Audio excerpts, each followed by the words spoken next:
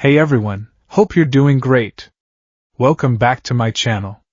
In today's video, we'll dive into what if Deku's One for All was rewritten by the Speed Force. Smash that subscribe button, and be sure to peek at the description below. Let's begin. The world was ending in increments of screaming metal and crumbling concrete. For Izuku Midoriya, it was ending in the cold, hard number 0, 0. A perfect, unforgiving circle. The sum total of his efforts in the UA High School practical entrance exam. He had spent 10 months turning his body from a reedy vessel into a machine capable of housing a god's power. 10 months of hauling refrigerators on Dagoba Municipal Beach, fueled by the unwavering belief of his idol, All Might. He had inherited One for All, the sacred torch of heroism, a legacy of strength passed down through generations, and he had done nothing with it. He stood frozen in the artificial cityscape, the sounds of other examinees scoring points, the thwomp of a tail, the crackle of electricity, the boom of an explosion, serving as a constant, mocking reminder of his failure.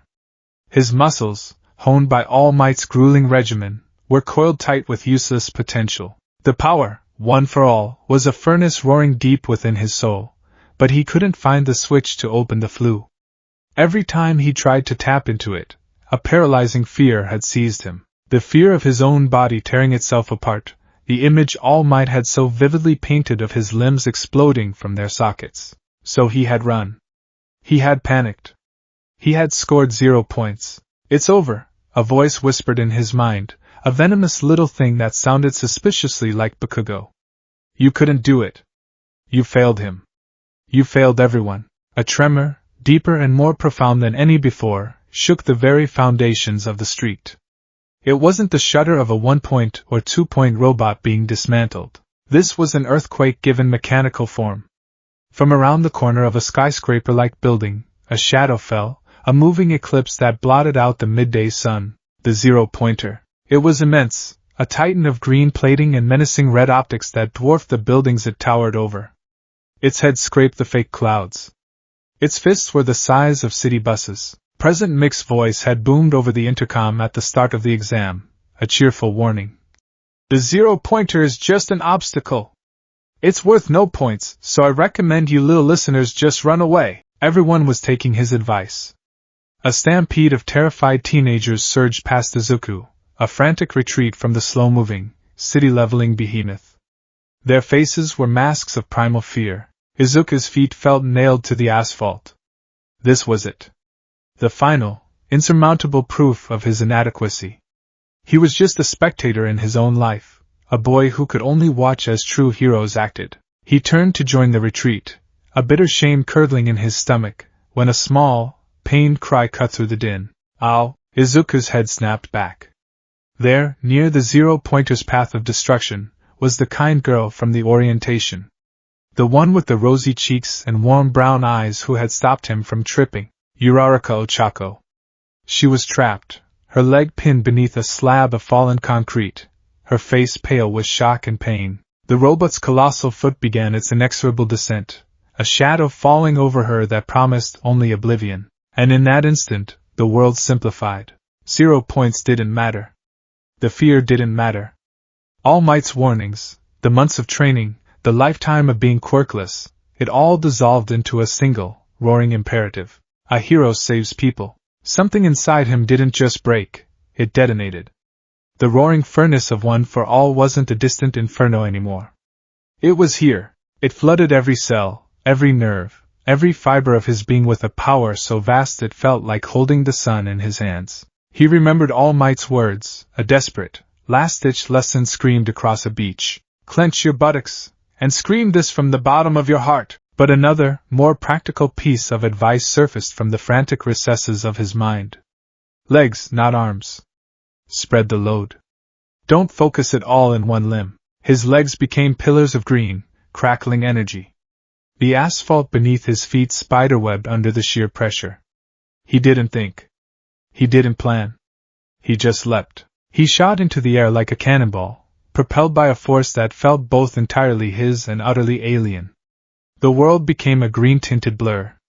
The wind shrieked past his ears. He was aiming for the 0-pointer's head, a tiny, determined projectile against an unkillable Goliath. He drew back his right arm, pouring every ounce of the incandescent power into his fist. This was it. One shot. One chance to be a hero. He would save her, even if it cost him everything. Smash! He screamed in his soul, the word a promise and a prayer. And then, the sky broke. It wasn't a normal weather phenomenon.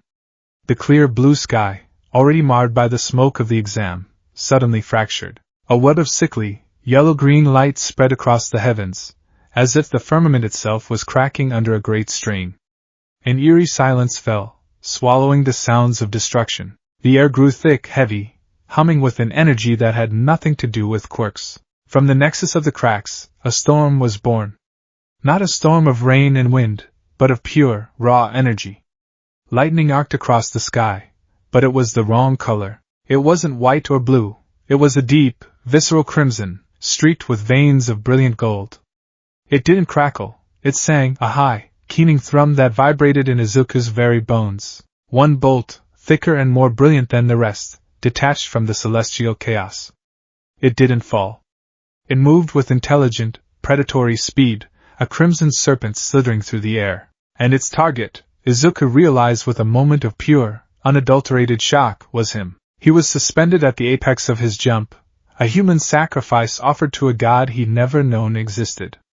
There was no time to dodge, no time to even process the sheer impossibility of what was happening. The crimson bolt of lightning struck him dead center in the chest. There was no pain. There was no explosion. There was only a rewriting. The green, vibrant energy of One for All, the sacred torch, met the alien, kinetic fury of the crimson lightning.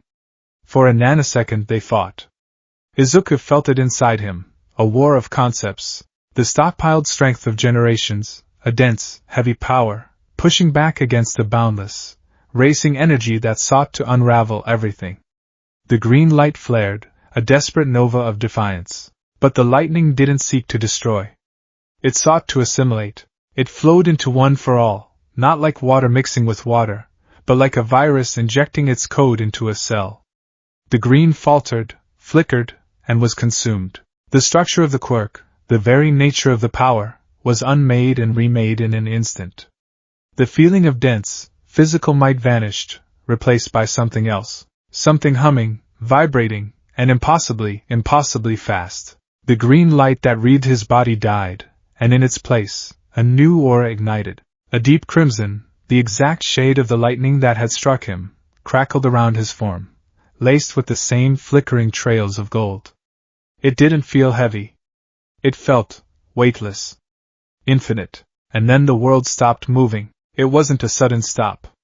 It was a slow, graceful deceleration, as if God himself had gently applied the brakes to reality. The shriek of the wind faded into a low, resonant hum that seemed to emanate from his own being. The colossal fist of the zero-pointer, which had been seconds from crushing Uraraka, now crept downward with the speed of a dying snail. He could see the individual stress lines in its metal plating, the swirl of dust kicked up by its movement hanging in the air like a frozen nebula. He turned his head, the motion feeling both instantaneous and luxuriously slow.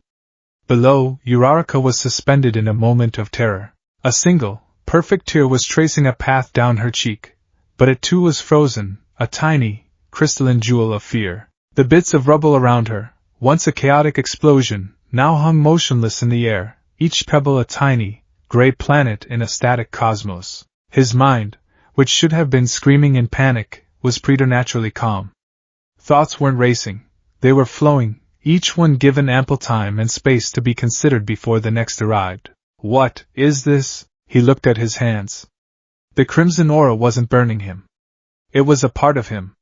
It was a low thrum of kinetic potential, a promise of motion so profound it had brought everything else to a standstill. He still felt One for All, the echoes of the previous users, the sheer well of power, but it was different now.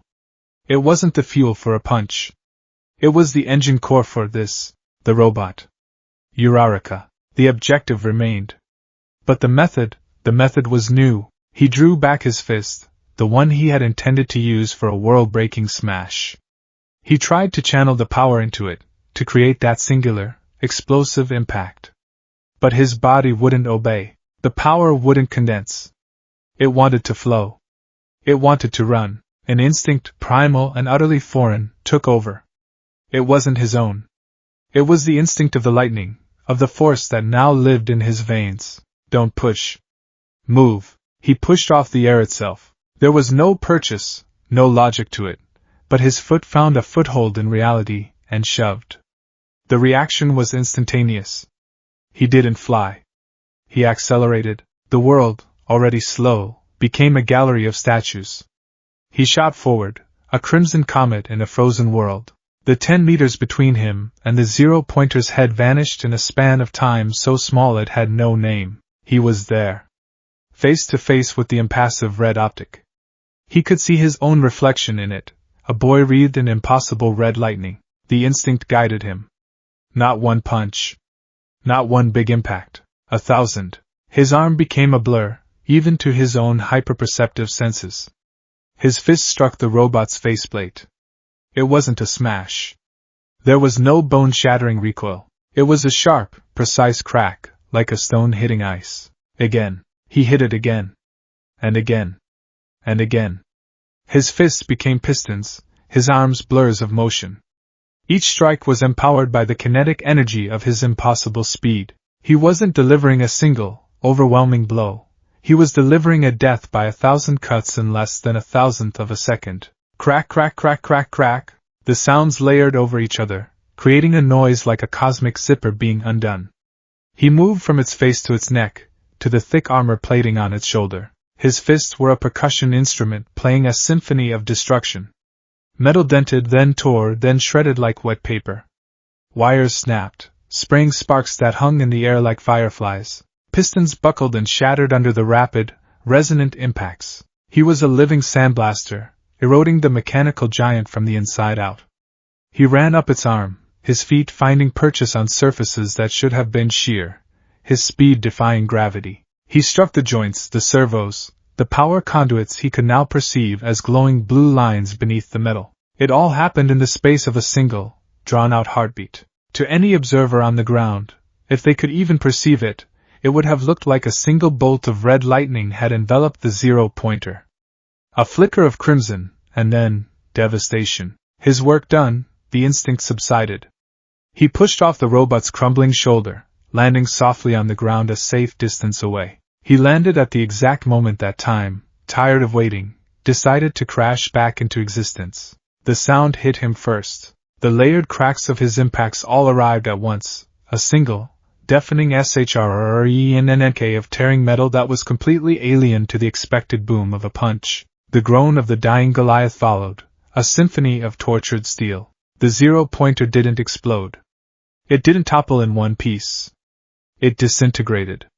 The head, perforated and shredded, slumped forward and sheared off, crashing to the ground with a mighty slam. The arms, their joints pulverized, fell away. The torso, ravaged by 1,000 precise strikes, buckled and collapsed inward, folding like a cardboard box. In the space of 3 seconds, the city block-sized threat was reduced to a mountain of smoking, worthless scrap. The other examinees, who had been running away, stopped and stared in stunned, horrified silence.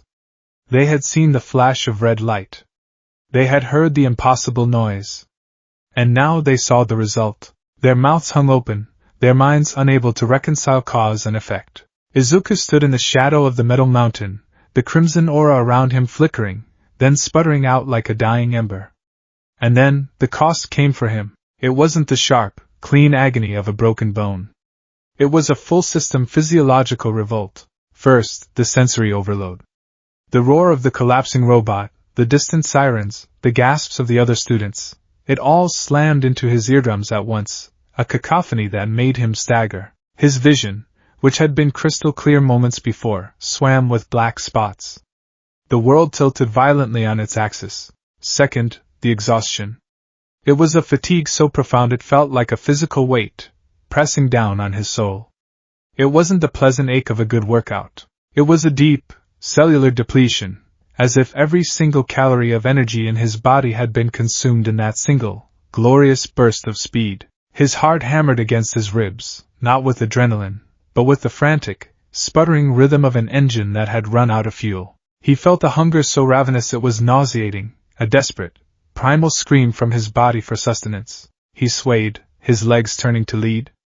His vision tunneled. The last thing he saw before the world went black was Uraraka, now free from the rubble, pushing herself up and looking at the pile of scrap, then at him, her face a perfect portrait of awe and utter confusion. "I saved her," was his last coherent thought. Then his systems finally failed, and he collapsed onto the cracked pavement, not from injury, but from an energy debt too vast for his body to pay. In a darkened monitoring room far from the chaos, the air was thick with disbelief. The wall of screens showed every angle of the battleground, and every single teacher on the UA faculty was silent, their professional composure shattered. President Mike, for the first time in his life, was speechless. His signature sunglasses were pushed up on his forehead, his jaw hanging slack. Aizawa Shoyuda, Eraserhead, leaned forward, his perpetually tired eyes wide with an analytical intensity that bordered on alarm. He rewound the footage from camera 7B, the one with the clearest view of Midoriya's leap. He played it back at 1/10 speed. The screen showed the green-haired boy leaping, wreathed in green energy. Then the sky anomaly. Then the impossible crimson lightning bolt striking him mid-air. The green energy vanished, replaced by red. Then the boy became a literal blur, a streak of red that was impossible to track. The zero-pointer simply fell apart. "What was that?" Midnight whispered, her voice stripped of its usual playful tone. "That was not the quirk on his registration," Cementos stated, his blocky features etched with confusion. "His file said he was quirkless until recently. It was theorized to be some kind of strength enhancement, or stockpiling quirk." "Stockpiling, yes. That much is clear," a chipper voice added. Principal Nises sat in his high chair, sipping tea, his beady black eyes gleaming with an unnerving level of intellectual fervor. "But it seems the stockpile was repurposed. Struck by lightning? An atmospheric quirk from another examinee, perhaps? No other examinee has a quirk registered that can do anything like that." Aizawa grunted, his eyes still glued to the screen. He played the impact again, this time frame by frame. "And look, that's not a single impact. The robot's armor is peeling, shredding. It's failing from multiple, high-frequency impacts. The kinetic energy calculations would be astronomical. The heat generated from the air friction alone should have incinerated him." He looked over at the one man who had been utterly silent through the entire event. Tashinori Yagi, in his skeletal form, stood in the shadows at the back of the room, one hand clutching the railing in front of him so tightly his knuckles were white. His other hand was pressed against his mouth, muffling a choked cough. His blue eyes, usually so full of life even in this withered state, were wide with a terrifying cocktail of emotions: shock, fear, confusion, and a sliver of something that looked like awe. He had expected the boy to break his limbs. He had been prepared for it, ready to rush down with Recovery Girl and praise his heroic heart, while lamenting his lack of control. He had a speech prepared. He had a whole mentorship path planned out, based on the 8 users before him who had wielded the raw, physical power of One for All. What he had just witnessed had rendered all of that obsolete. He had felt it, a faint tremor through the psychic link he still shared with the quirk, the bond between a master and an apprentice. He'd felt the moment the power roared to life in young Midoriya, a familiar, comforting warmth. And then he'd felt the intrusion. A sharp, alien feeling, like a discordant note in a sacred hymn. He felt the very nature of his legacy, the power he had entrusted to this boy, being forcibly rewritten. It was still One for All. He could feel its core, the collected will of the previous holders still present. But it was as if someone had taken the engine of a freight train and jammed it into the chassis of a fighter jet, then fueled it with rocket fuel. The fundamental purpose had been twisted. A legacy of strength, of standing firm and delivering earth-shattering blows, had just been transformed into something else. Something fast.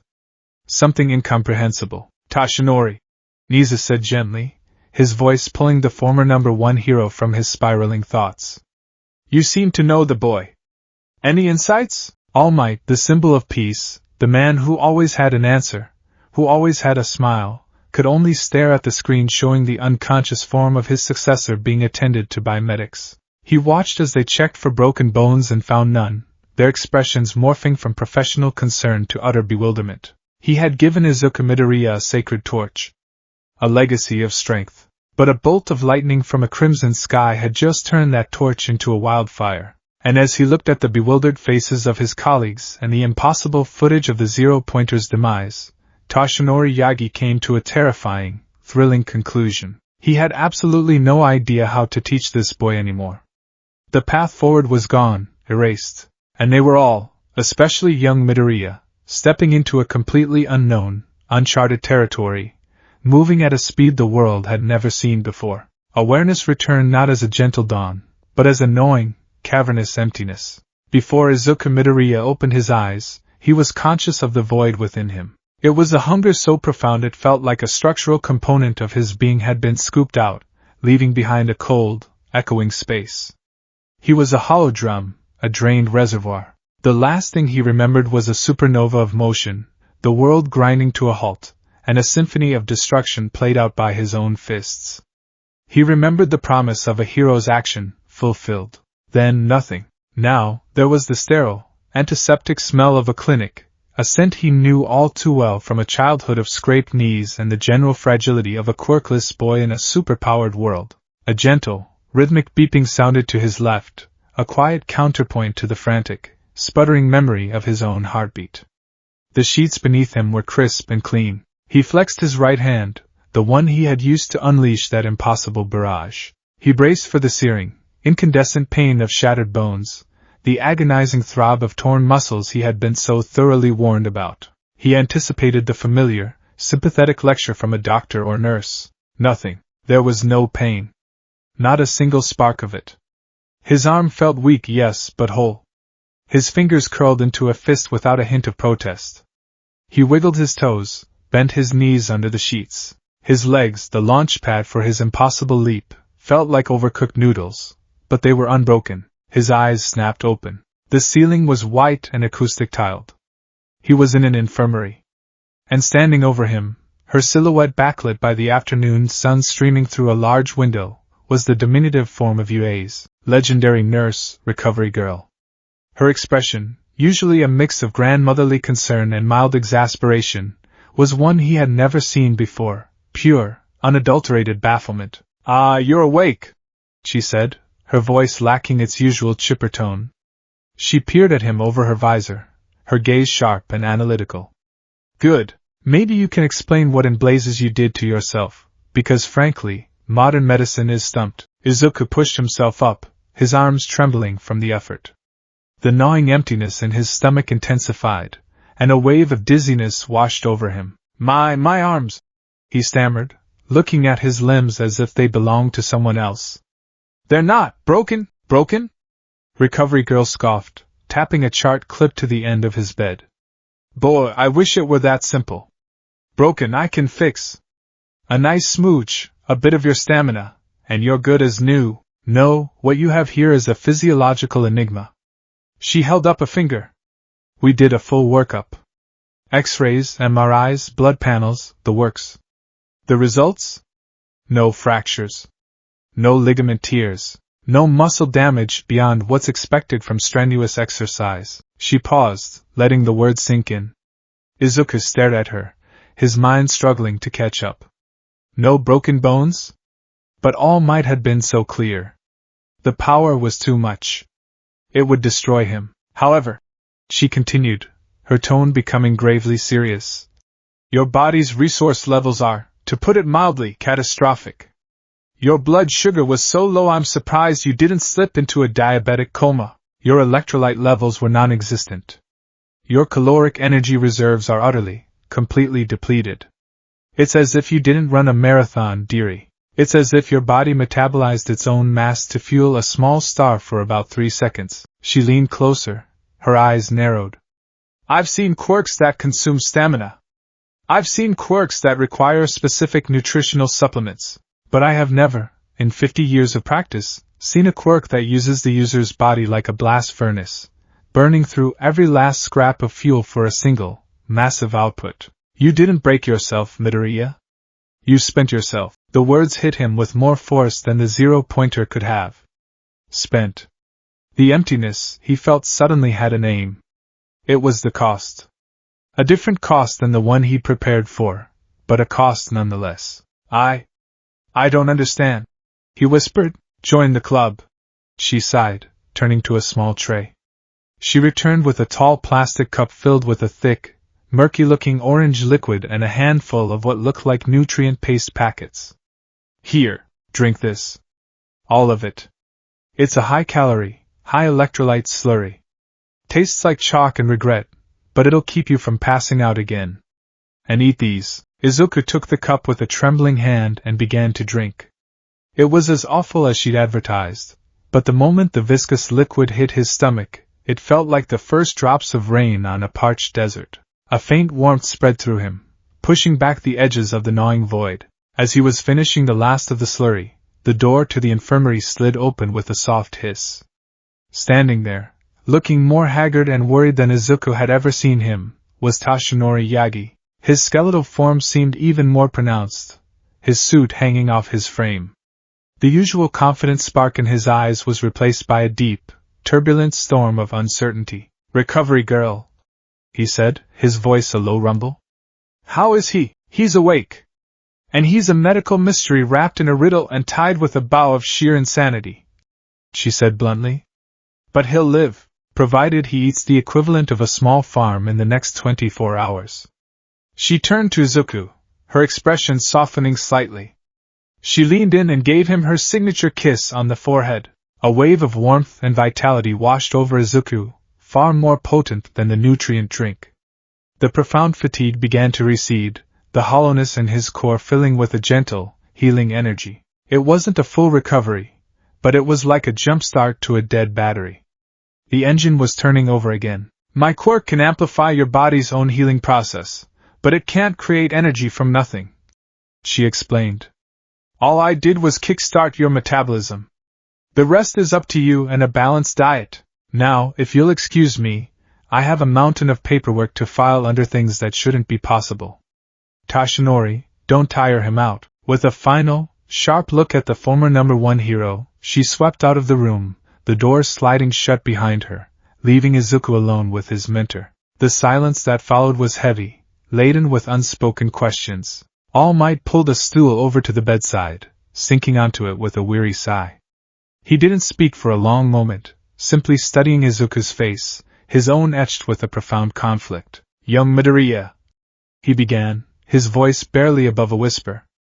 "Tell me everything. From the moment you jumped. What did you feel?" Izuku's mind raced, trying to put the chaotic, sensory explosion into words. I jumped. I felt one for all, just like you said. It was huge. Like holding back an ocean. I was going to smash the robot." He looked at his hands. "Then the sky, it changed.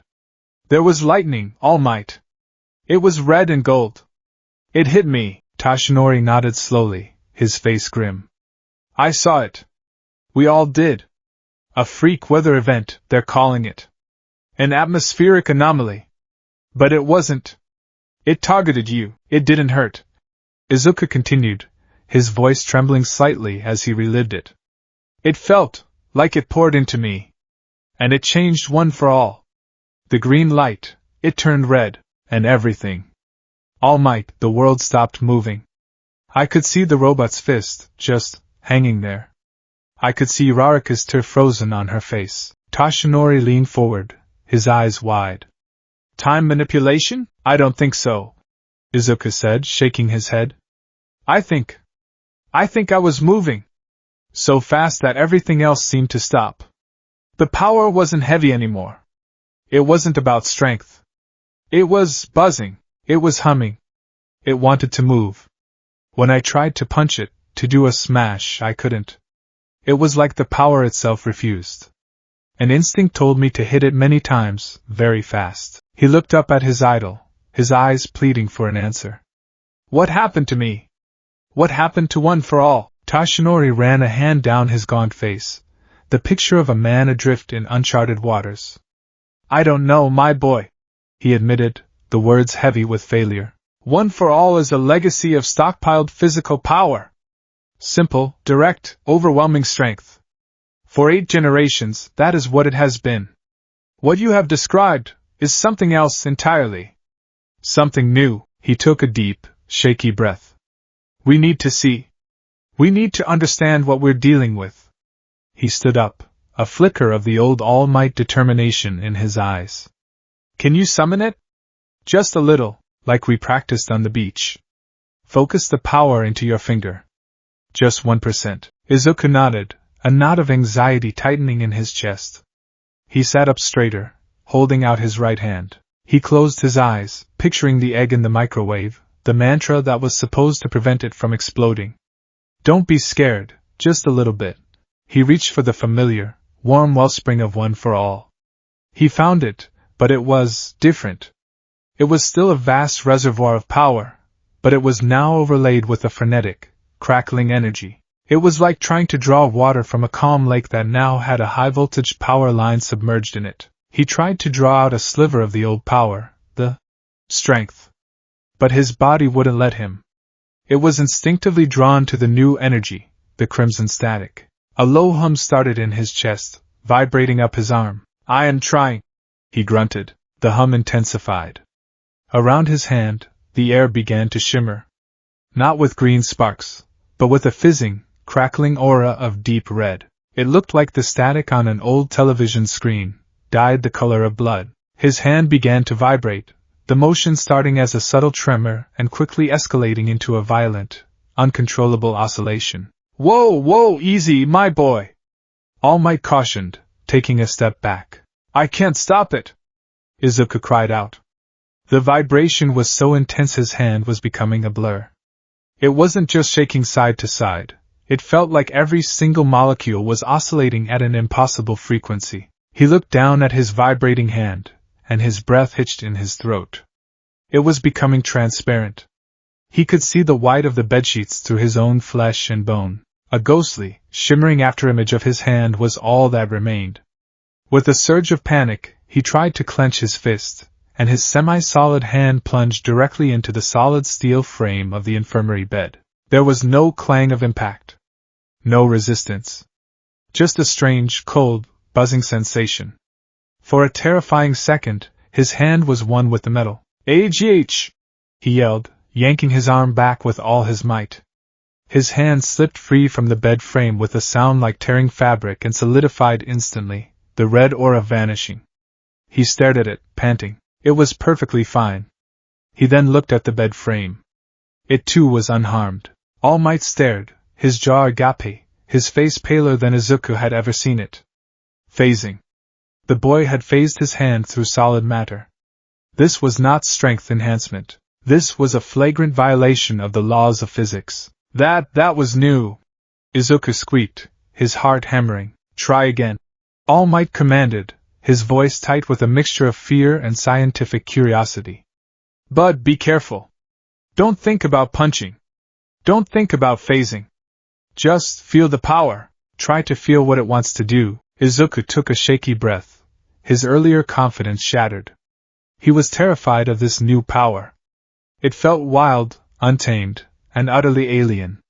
He focused again, but this time, he didn't try to control it. He just let the crimson energy well up. He remembered the feeling from the exam, the instinct that had guided him. Move. The thought was a spark in a powder keg. The world didn't slow down this time.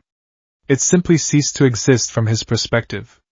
One moment, he was sitting on the bed, All Might standing a few feet away with a look of intense concentration. The next, there was a deafening pop, like a miniature sonic boom, and a violent lurch that threw him sideways. He didn't experience the journey. There was only a before and an after. After was a heap of limbs and tangled medical supplies against the far wall of the infirmary. He had slammed into a rolling floor stand, which had then tipped over into a tray of sterile instruments, creating a clatter that echoed in the suddenly silent room. He lay there, dazed and disoriented, the wind knocked out of him. The scent of ozone, the smell of burnt air after a lightning strike, filled his nostrils. He blinked, pushing a stray bandage off his face. He wasn't hurt. Bruised, maybe, but nothing was broken. The kinetic force of the impact should have shattered every bone in his body, but it was as if the power itself had protected him. He looked across the room. All Might hadn't moved. He stood frozen in the exact same position, but his expression had transformed from concentration to one of stark, unadulterated shock. His eyes were wide, fixed on the spot where Izuku had been, and then they slowly, mechanically, tracked over to the pile of chaos by the wall. For a long, long moment, the only sound was the faint buzzing of the overhead lights. Tashinori Yagi, the symbol of peace, the man who had faced down world-ending threats with a smile, looked at the 15-year-old boy who had just accidentally broken the sound barrier inside a small room, phased through solid matter, and demonstrated a power completely divorced from its own history. The realization crashed down on him with the weight of a fallen skyscraper. The training plan, the mentorship, the carefully constructed path based on his own experiences and those of the 7 users before him, it was all useless. It was a map to a country that no longer existed. He finally looked at Izuku, and his voice was hollow, filled with a terrifying new humility. "My boy," he said, the words coming out as a strained whisper. I cannot teach you this. I have no idea what this is." Izuku was sent home with a strict dietary plan, a box of high-calorie protein bars that Recovery Girl had practically forced on him, and a mind reeling with confusion and a profound sense of being adrift. The pillar of his world, All Might, had just admitted he was as lost as he was. The path forward was no longer a path. It was a cliff edge overlooking a fog-shrouded abyss. The walk home was strange. The world felt sluggish. The rumble of a passing truck sounded deeper, its individual notes more distinct. The flutter of a pigeon's wing seemed slower, each downbeat visible. His senses were heightened, a lingering after-effect of the power that now slumbered within him. It was unsettling, like watching a movie that was perpetually buffering. He ate a dinner large enough for 3 people, enduring his mother's worried fussing, before retreating to his all-might-themed bedroom. He collapsed onto his bed, the weight of the day, the exam, the zero-pointer, the new power, the fear, the confusion, pressing down on him. Sleep came for him not as a gentle comfort, but as an undertow, pulling him down into the dark. He wasn't falling into a normal dream. It was a sensation of immense, irresistible velocity.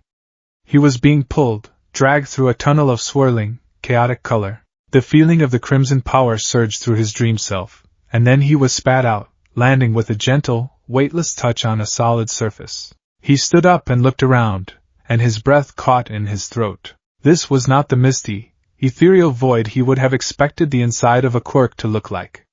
This was a place of impossible scale and terrifying beauty. He was standing on an infinite plane of what looked like polished black obsidian, so reflective it mirrored the sky above. And the sky, it was a roiling, perpetual storm of pure energy. Silent bolts of lightning, colored crimson, gold, and brilliant white, arced across a cosmos of deep, churning scarlet black. There was no sun, no moon, only the ceaseless, majestic dance of kinetic energy.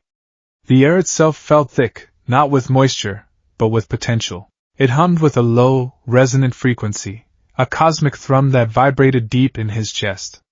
It was the sound of reality's engine, the pulse of pure motion. "Where am I?"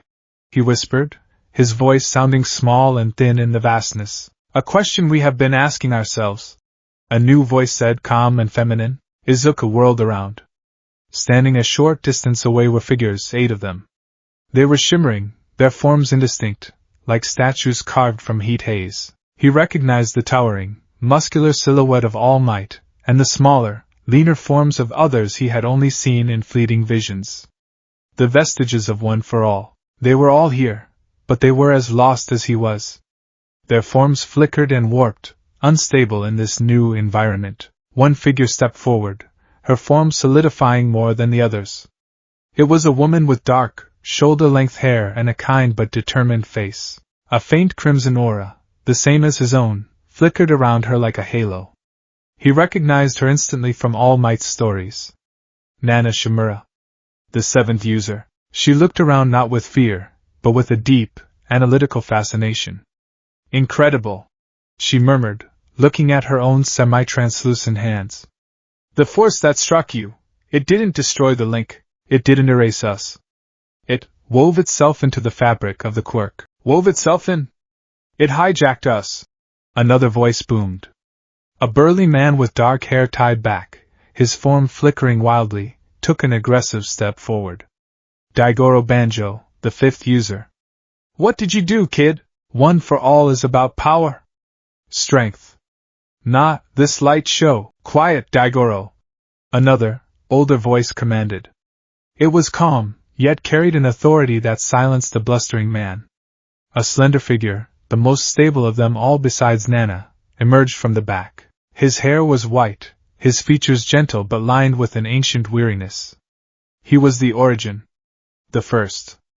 Yoichi Shigaraki. He looked at Izuku, and his eyes, though shimmering, held a deep, profound understanding. He did nothing. He was simply the vessel when the change occurred. Yoichi turned his gaze to the swirling crimson sky. That lightning that struck you, ninth, it was not of our world. Not in the way we understand it. It wasn't weather. It wasn't a quirk. It was a raw, conceptual force. The physical manifestation of motion itself. He looked back at Izuku, his expression solemn. One for all is a unique quirk. A singularity. It gathers not just power, but will, energy, and life force. It shines like a beacon in the darkness, and this force, it was drawn to that beacon. Yoichi held up his hand, and a faint flicker of the original green one for all energy appeared, only to be immediately swallowed by the ambient red of the realm. It saw the power we had gathered over a century, the strength, the energy, the will, and it saw an immense, untapped source of fuel. It has turned our legacy into a battery, ninth, a power source for its own infinite potential. The pieces clicked into place in Izuku's mind with a terrifying clarity. The metabolic cost. The uncontrollable speed. The phasing. It all made a horrible kind of sense. So, the strength, it's gone? Izuku asked, his voice cracking. The core of All Might's power, the thing he was supposed to inherit, was it just erased? No, Nana Shimura said, her voice gentle as she stepped beside him. The power is still there. All of it. Think of it like a car engine, Izuku. The engine is still there, bigger and more powerful than ever. But the lightning didn't just change the fuel. It ripped out the drive shaft and replaced the wheels with rocket thrusters. The stockpiled strength is the engine, but you can no longer use it to turn a wheel. You can only use it to ignite the rocket. Yoichi nodded in agreement. Nana is correct. You cannot access the stockpiled power as a direct, physical punch. You can only access it as velocity. As kinetic energy. As speed. The more of the core power you release, the faster you will go, the more you can manipulate the energy around you. But the cost, the fuel it burns, is you. Izuku looked down at his hands, then out at the endless, crackling crimson plain. This was the new landscape of his soul. This was the new form of his legacy, a sacred torch of strength, now rewritten into a bolt of lightning.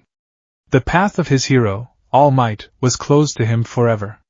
He couldn't be the next symbol of peace, a pillar of unyielding strength. The power wouldn't let him. He felt a surge of despair, but then he looked at the faces of the vestiges. They were confused, wary, but they were here. They were with him. He looked at Nana Shimura, whose crimson-tinged form seemed to resonate with his own. He looked at Yoichi the First, whose calm acceptance gave him a sliver of courage. He was not just Izuku Midoriya anymore. He was the ninth. And this was his charge now. One for all has not been destroyed, Yoichi said, his voice echoing in the vast, humming space. It has been rewritten. And you, Izuku Midoriya, the first day at UA High was supposed to be a dream realized. For 10 years, Izuku Midoriya had imagined this moment, walking through the colossal gates, wearing the crisp gray uniform, his heart swelling with the pride of belonging. He was here. He had made it. He was a student in the most prestigious hero course in Japan. Yet, as he sat at his desk in Class 1A, the reality was a tangled knot of anxiety and profound uncertainty.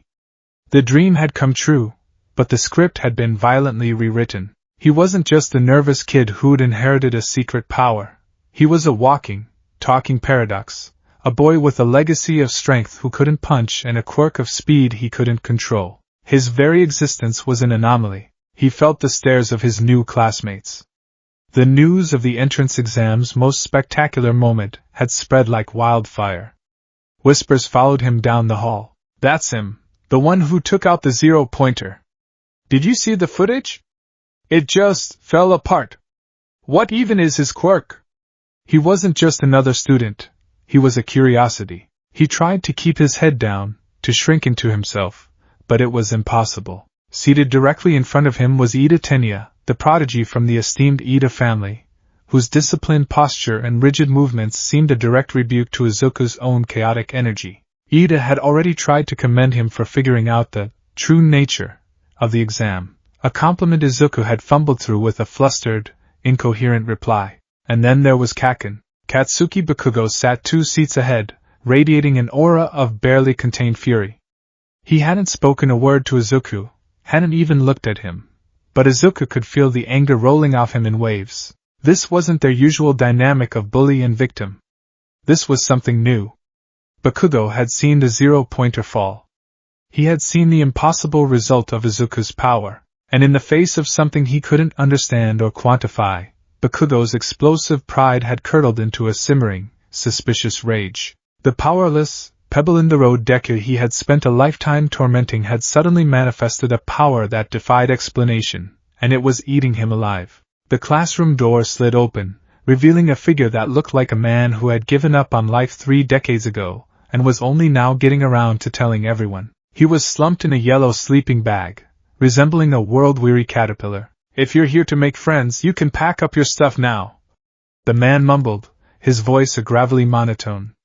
He unzipped himself from his cocoon and stood, his eyes bloodshot and heavy-lidded. His black hair was a mess, and a gray scarf that looked like it was woven from bandages was wrapped around his neck.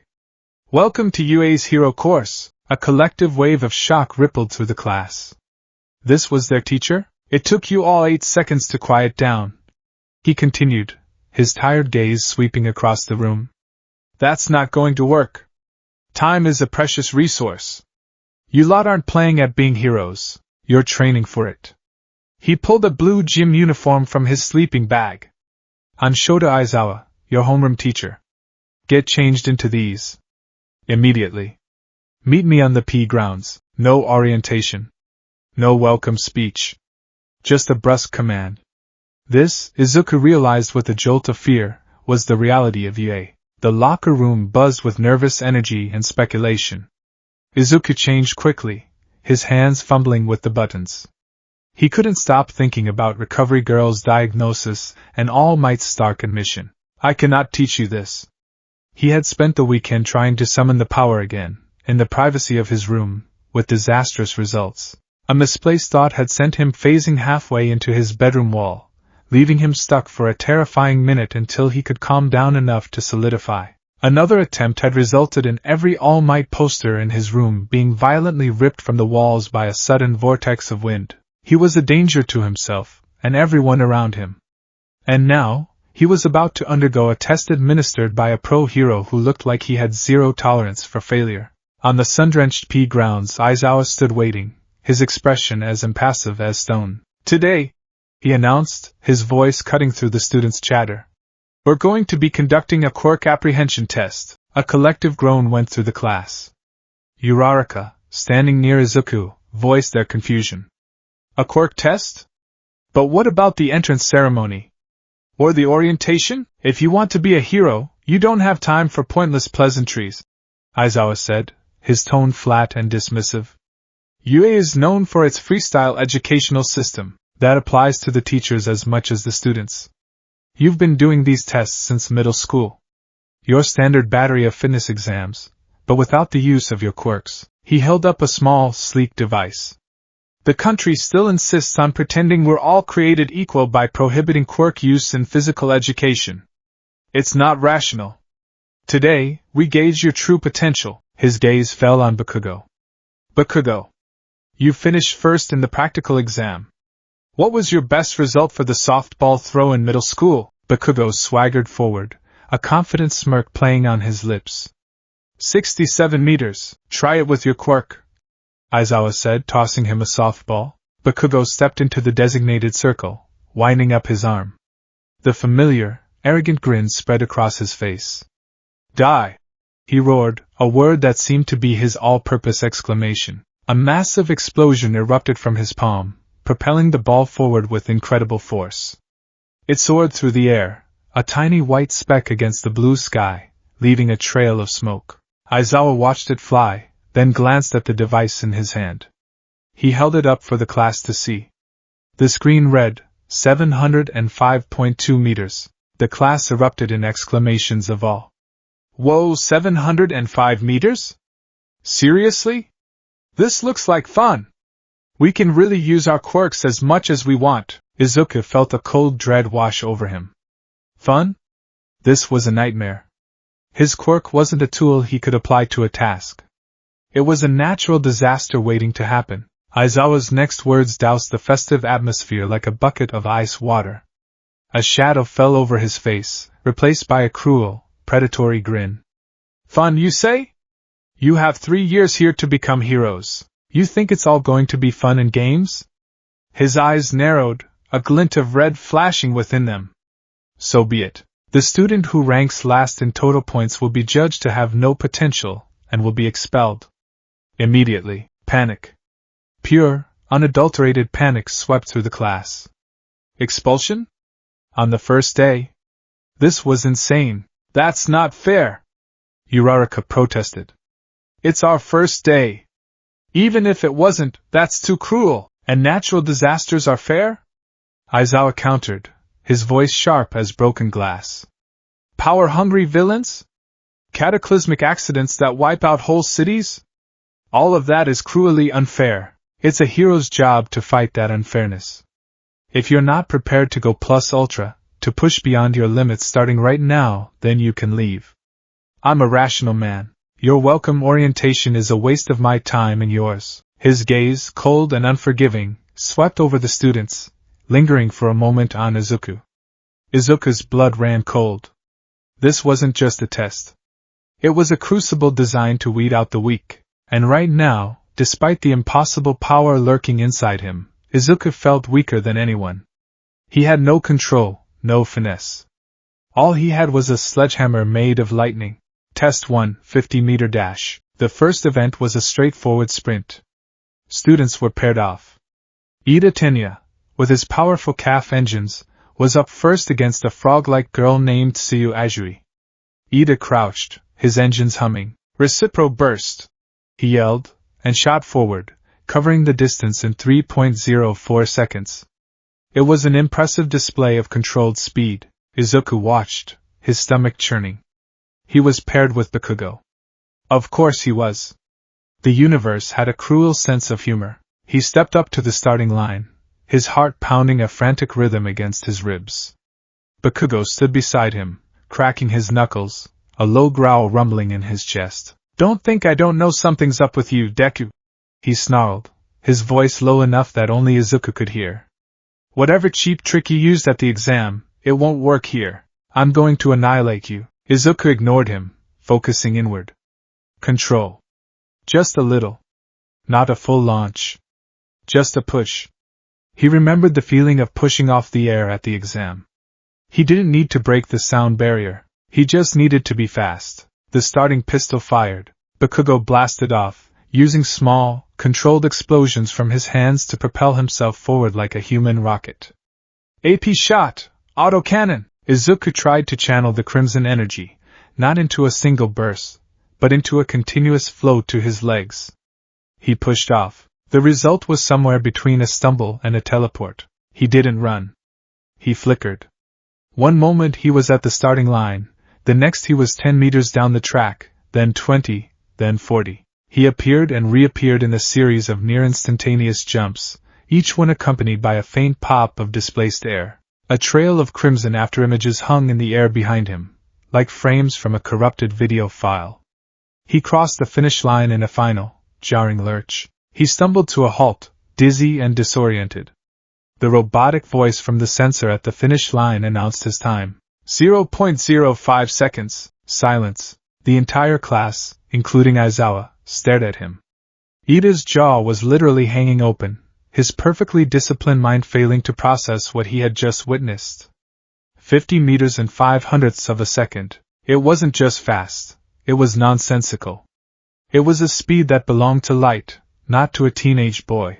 Bakugo, who had finished in a respectable 4.13 seconds, turned slowly, his face a mask of disbelief that was rapidly contorting into pure, unadulterated fury. His eyes were wide, the pupils tiny dots of rage. That wasn't a quirk. That was a glitch in reality. Aizawa looked down at the timer in his hand, then back at Izuku, his expression unreadable. He made a note on his clipboard. Midoriya, he said, his voice dangerously calm. Next event, Test 2, Grip Strength. This was a disaster waiting to happen. Izuku stared at the handheld dynamometer as if it were a venomous snake. The goal was simple, squeeze it as hard as you can. The other students were posting impressive scores. A large, multi-armed boy named Shoji Mizo created multiple hands and achieved a score of 540 kilograms. Izuku knew he couldn't use strength. It simply wasn't an option anymore. When he tried to flex his muscles in a traditional way, they felt normal. Human. The power didn't respond to a simple command of squeeze.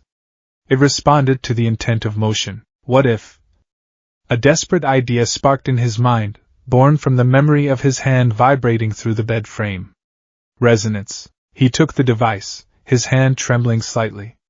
He focused, not on squeezing, but on that humming, oscillating feeling.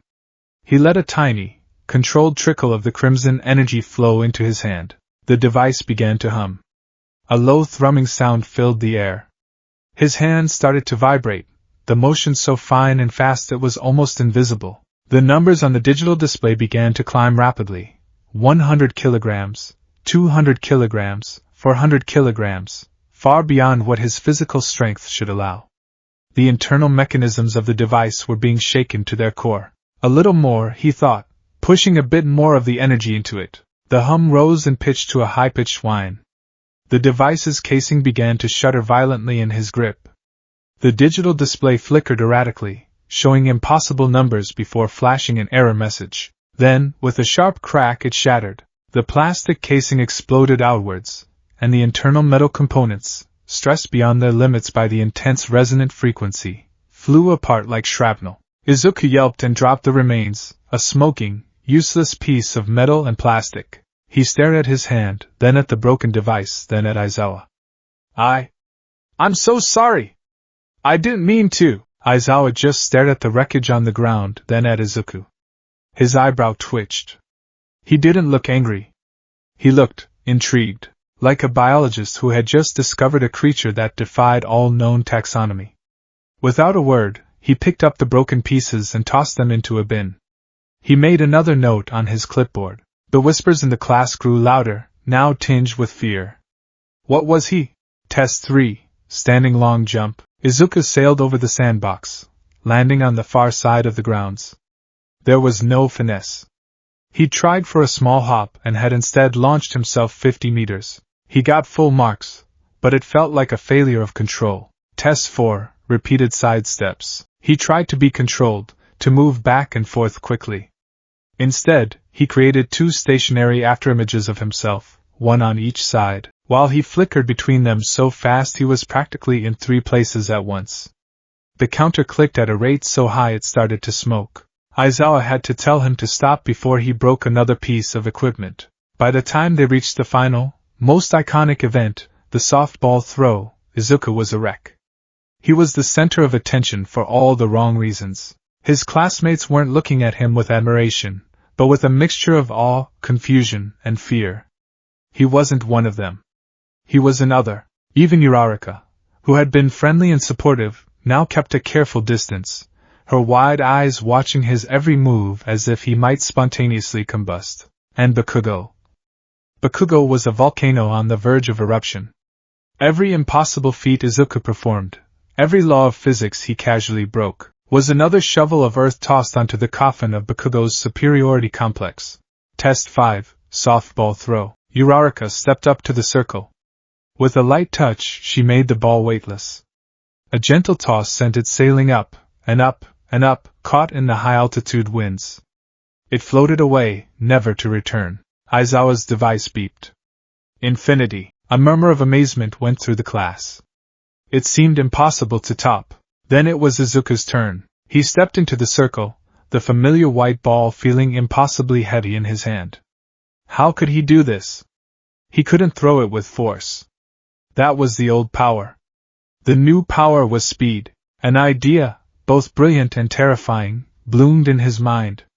It was a lesson from the vestiges, a whisper from Nana Shimura in the back of his consciousness. The power isn't just in your limbs, Izuku. It's in everything you are. Use the motion.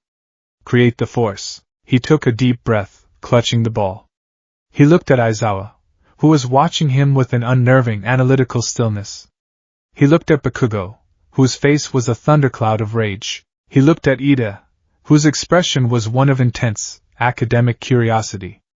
They were all waiting to see what the anomaly would do next. He wouldn't throw the ball. He would carry it. He crouched low, crimson lightning starting to crackle around his body. The low hum returned, louder this time. The air around him grew heavy, charged with ozone. "What is he doing?" someone whispered. He didn't answer. He focused on a single point, releasing the ball at the apex of a forward dash, transferring the kinetic energy of his entire body into it. He exploded forward. He didn't flicker this time. He moved in a solid, unbroken blur of crimson. He took 3 steps within the confines of the circle, each step covering the distance in a time frame that defied human perception. In that microscopic window of time, he accelerated to a velocity that was utterly obscene. A sonic boom, sharp and violent, cracked across the field, making everyone flinch and cover their ears. It wasn't from the ball. It was from him, breaking the sound barrier in the space of 2 meters. At the edge of the circle, his arm snapped forward, not with muscular strength, but as a release valve for his momentum. He didn't throw the ball. He simply let it go. The ball vanished. It didn't fly in a gentle arc. It was there one moment, a white sphere in his hand, and gone the next, fired from an invisible cannon. It shot forward with such incredible velocity that it left a shimmering trail of superheated air in its wake, a visible distortion that sizzled for a second before dissipating. It didn't go up. It went out, a perfectly straight line towards the horizon. There was a secondary, high-pitched whistle as the ball itself went supersonic, and then it was gone, swallowed by the curve of the earth. Izuku stumbled to a halt just outside the circle, panting heavily. Not from exertion, but from the sheer concentration it took to perform such a feat without losing control and launching himself into the stratosphere. The crimson aura faded, leaving him trembling. The field was dead silent. The students stared at the empty sky, then back at the boy who had just treated a softball like an anti-tank round. Aizawa stood frozen, the device in his hand held limply at his side. He slowly raised it, his eyes wide. He stared at the screen for a long, long moment. Then, without looking up, he spoke, his voice a flat, stunned monotone. "Infinity." He lowered the device, his gaze finally fixing on Izuku. The cold, analytical mask was gone, replaced by something Izuku couldn't quite decipher. It was a look that said, "What in the name of all that is rational are you?" The silence was finally broken by a guttural, inhuman roar. "DKU!" Bakugo lunged forward, his hands already sparking with explosive intent. His face was a terrifying rictus of pure, unadulterated rage. "What the hell was that? You've been lying to me! All this time! You had a quirk like that, and you were pretending to be a useless, quirkless nobody? Tell me how you did it or you're dead." Explosions erupted from his palms as he charged, a mindless, furious assault. But before he could even take a third step, he was brought to an abrupt, choking halt. Aizawa's gray scarf had shot out, wrapping around Bakugo's torso like a steel python, instantly neutralizing his quirk. Bakugo struggled, but the strange fabric held him fast. Aizawa's eyes were glowing a brilliant, menacing red, his hair floating around his head as if he were underwater. The full, intimidating presence of the pro-hero Eraserhead was on display. "Stand down," Aizawa commanded, his voice dropping to a dangerous growl. "Stop acting like a child. And stop making me use my quirk. It gives me serious dry eye." He released Bakugo, who stumbled back, gasping, the fury in his eyes now mixed with the shock of being so effortlessly subdued. Aizawa turned his glowing red gaze back to the class. "We're wasting time. The demonstration is over. Here are the results." A holographic screen projected from his device, showing the rankings. Izuku, to his profound shock, was ranked first. By a significant margin, his scores in the speed and power events were so ridiculously high they had broken the curve. And at the very bottom of the list, in last place, was Minoru Mineta, a short boy with purple balls on his head, who was now openly weeping. And for the record, Aizawa said, his quirk deactivating as his hair fell back into place.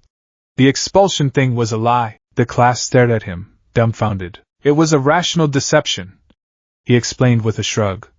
Designed to make you push yourselves beyond your limits. To bring out your best. A tall, black-haired girl, Momo Yayorozu, sighed. Of course it was a lie. It was obvious. Several students, Izuku included, had clearly not found it obvious at all. Aizawa dismissed the class, telling them their curriculum schedules were in the classroom. As the other students began to file away, still whispering and casting glances at Izuku, Aizawa's voice cut through the air. Midoriya! A word. Izuku froze, his blood turning to ice. The other students scurried away, not wanting to be caught in the blast radius. He turned to face his teacher, his heart pounding. Aizawa walked over to him, his expression back to its usual tired impassivity. He stopped, looking Izuku up and down. Your registration says superpower? That's a vague, useless descriptor. What I saw today was not simple strength. It was high-velocity kinetic energy manipulation, spatial distortion, and possible molecular oscillation. None of which you seem to have the first clue how to control. I'm sorry, sir, Izuku stammered. It's new, I gathered, Aizawa said dryly. You're a hazard. To yourself, to the equipment, and to everyone around you. A hero with a powerful quirk they can't control is not a hero. They're a natural disaster in a costume. Izuku flinched. The same words he had thought himself. But, Aizawa continued, and his tone shifted slightly, losing some of its edge. You also have more raw potential than anyone I've seen in years. Maybe ever. That kind of power, if honed, could change everything. But if left unchecked, it will get you or someone else killed. He stared hard at Izuku, his dark eyes seeming to pierce right through him. I don't know what happened to you to unlock that power, and frankly, I don't care. What I care about is what you do now. You are not on the same track as the other students. Your challenges are unique. Your training will have to be as well. Don't think for a second this is over. This is just the beginning, and it's going to be hell. He turned and walked away, his scarf trailing behind him. Get to class, problem child. Izuku stood alone on the field, the sonic boom still echoing in his ears. He had survived the first day. He wasn't expelled. He had come in first. But it felt like a hollow victory. He hadn't earned it through skill or training. He had earned it by being an anomaly, a glitch in the system. He looked at his hands. Aizawa was right. He was a disaster waiting to happen. But he was also something more. He was potential. He looked towards the school building where his future awaited. The path was uncertain, terrifying, and full of unknown variables. But for the first time since the lightning strike, amidst the fear and confusion, a tiny, defiant spark of determination ignited within him. It was going to be hell. But he would endure it. He had to. He was here to be a hero. And his legacy, rewritten by lightning, had only just begun. The thrill of All Might, in all his Golden Age glory, striding into the classroom should have been the highlight of Izuku Midoriya's life. The symbol of peace, his personal mentor, and the reason he was even at UA, was about to teach their foundational heroics class. The entire room buzzed with an electric excitement, a palpable wave of awe and adoration that Izuku felt down to his bones. But for Izuku, the awe was tempered by a cold, sharp spike of terror. His last direct interaction with All Might had ended with the hero's stark, terrifying admission. I cannot teach you this. Now here he was, about to lead them in a practical exercise.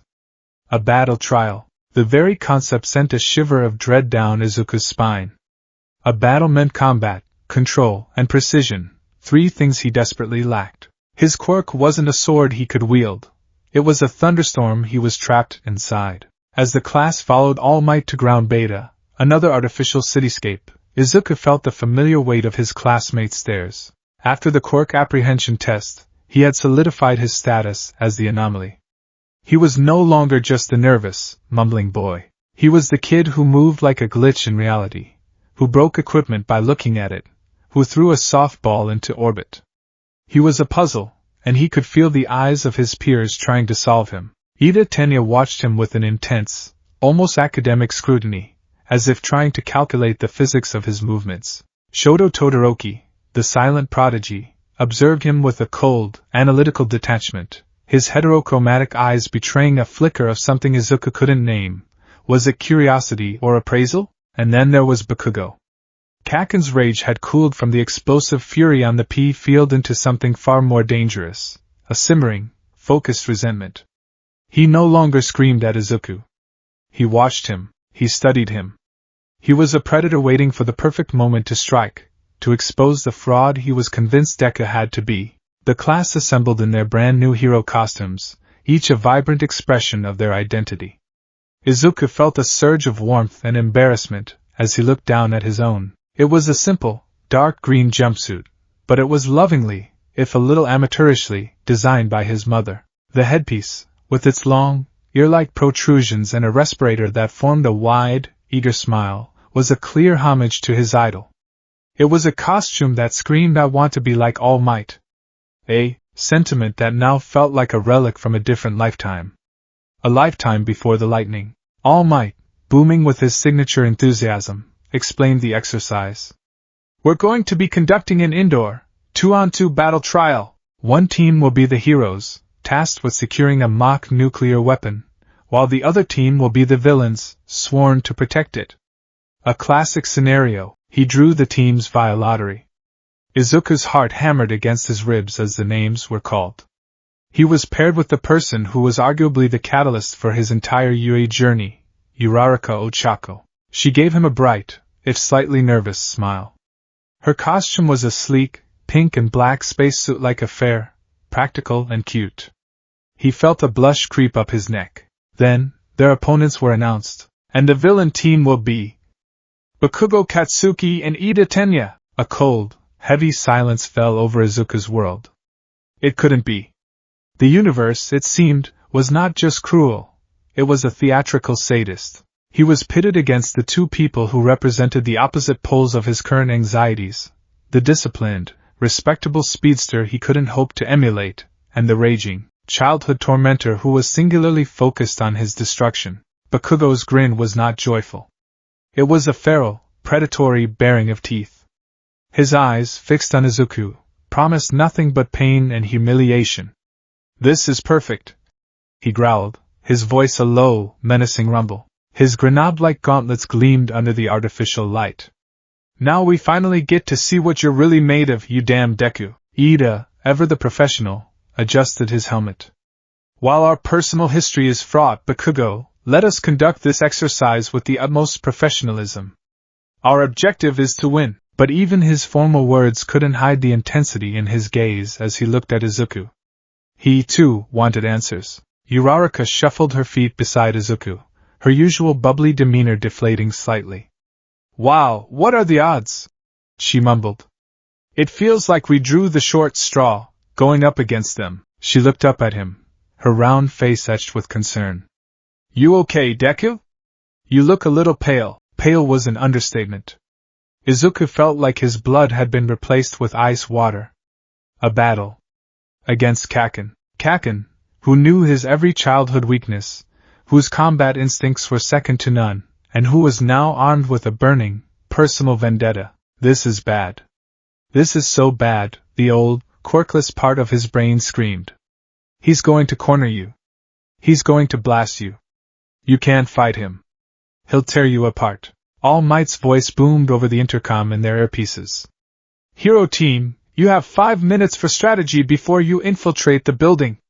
Villain team, proceed to the objective and set up your defenses. Begin. Ida and Bakugo strode into the 5-story building, their footsteps echoing with grim purpose. Izuku was left outside with Uraraka, a blueprint of the building clutched in his trembling hand. The 5-minute timer started counting down on their wrist-mounted devices. Okay, so, what's the plan?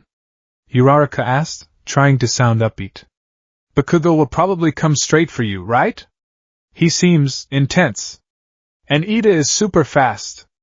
We need to figure out how to get around them. Izuku stared at the blueprint, but he wasn't seeing it. He was seeing Bakugo's furious face. He was feeling the phantom heat of explosions. The old fear, the deep-seated instinct to run and hide from Kaken, was threatening to overwhelm him. His plan? His plan was to not get vaporized. He took a shaky breath, trying to push down the panic. He couldn't afford to be that Deku anymore.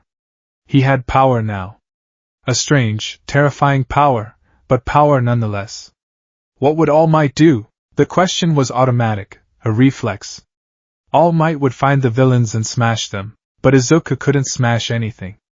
A direct confrontation with Bakugo was suicide. His new power wasn't about overwhelming force. He remembered the feeling of destroying the zero-pointer. It wasn't a single, heroic punch. It was 1,000 precise, rapid strikes. He wasn't a tank. He was a scalpel.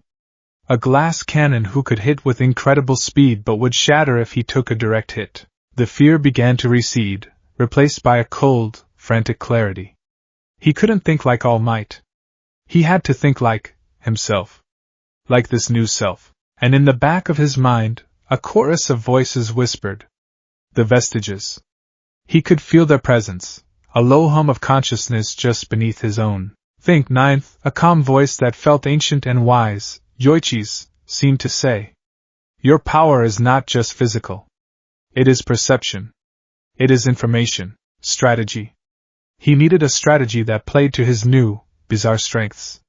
Not strength of body, but speed of thought. Uraraka, he said, his voice surprisingly steady. We can't fight them head-on. We'll lose. She looked at him, surprised by his sudden change in demeanor.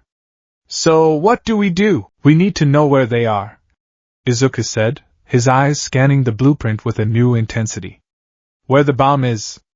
I can't fight Bakugo if I don't know where he's coming from, and we can't get to the bomb if we don't know how Ida is guarding it. But how can we find that out without them seeing us?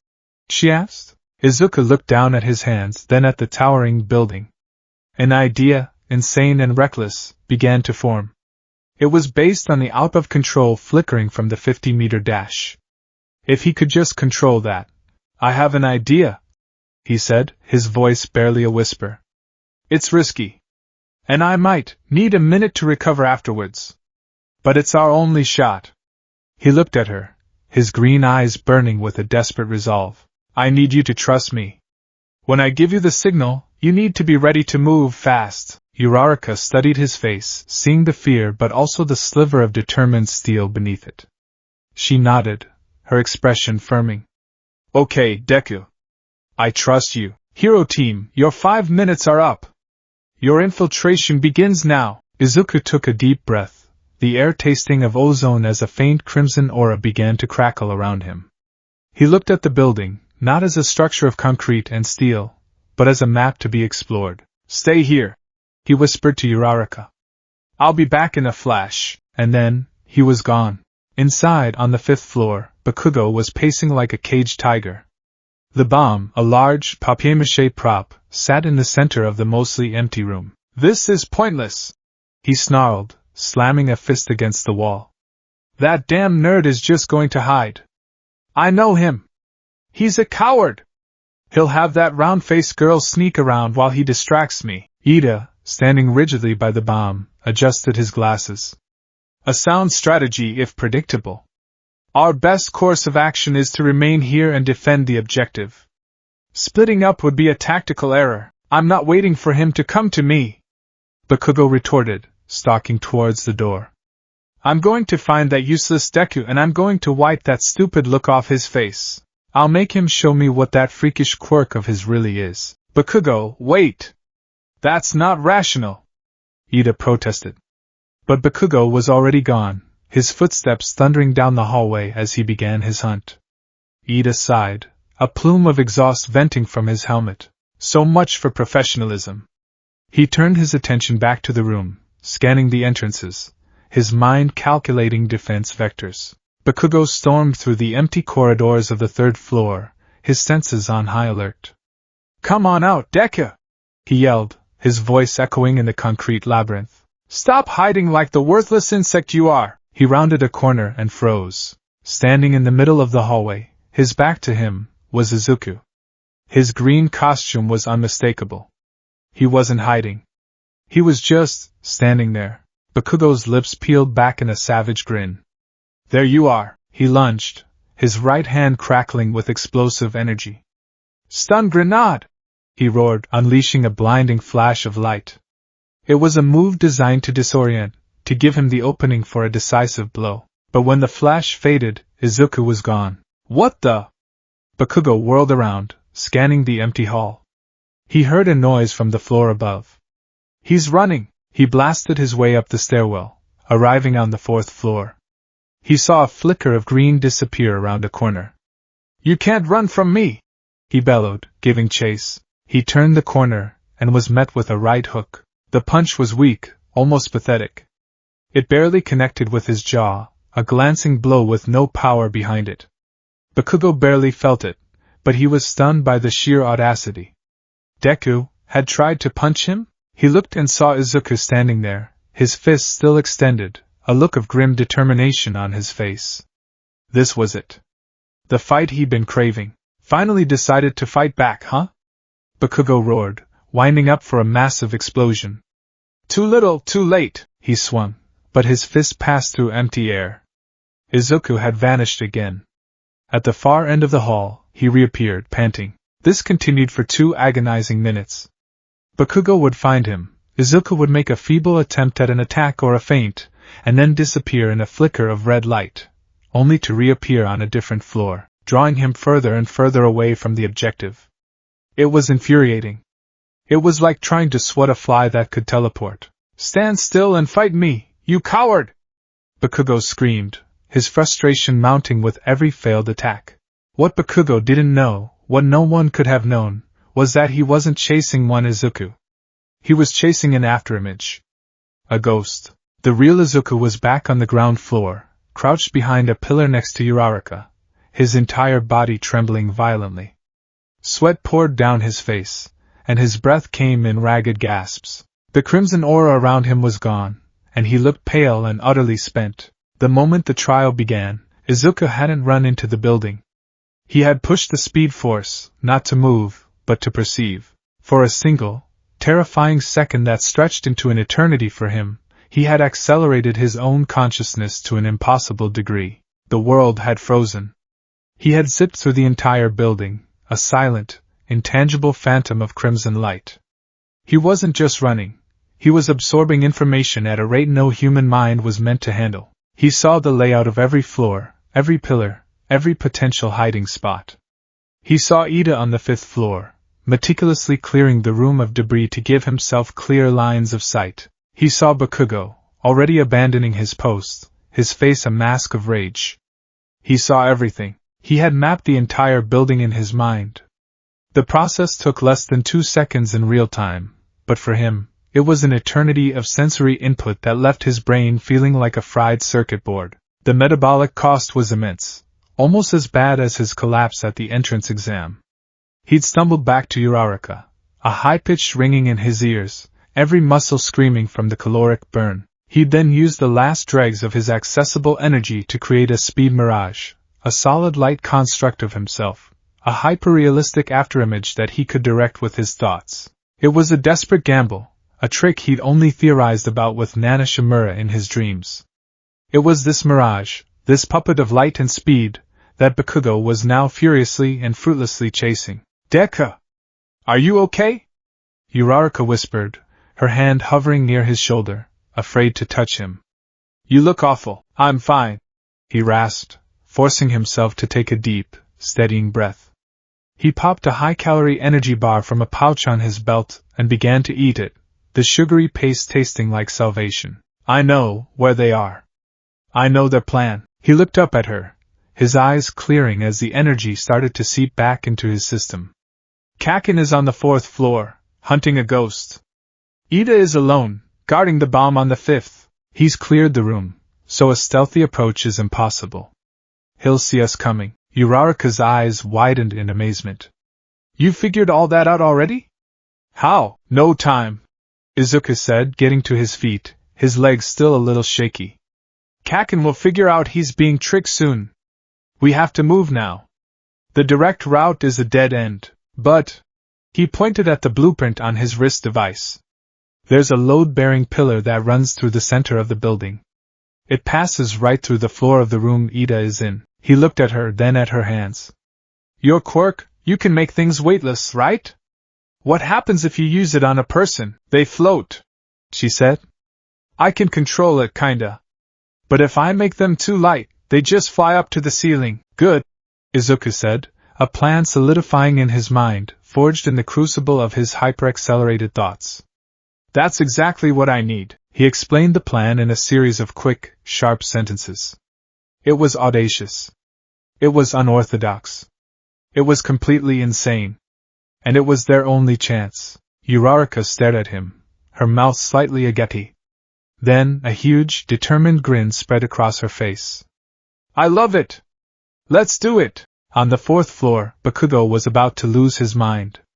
He had cornered the Deku Mirage in a dead-end corridor. Nowhere left to run! He snarled, advancing slowly. The Mirage simply stood there, its expression blank. What's wrong? Cat got your tongue? Bakugo mocked.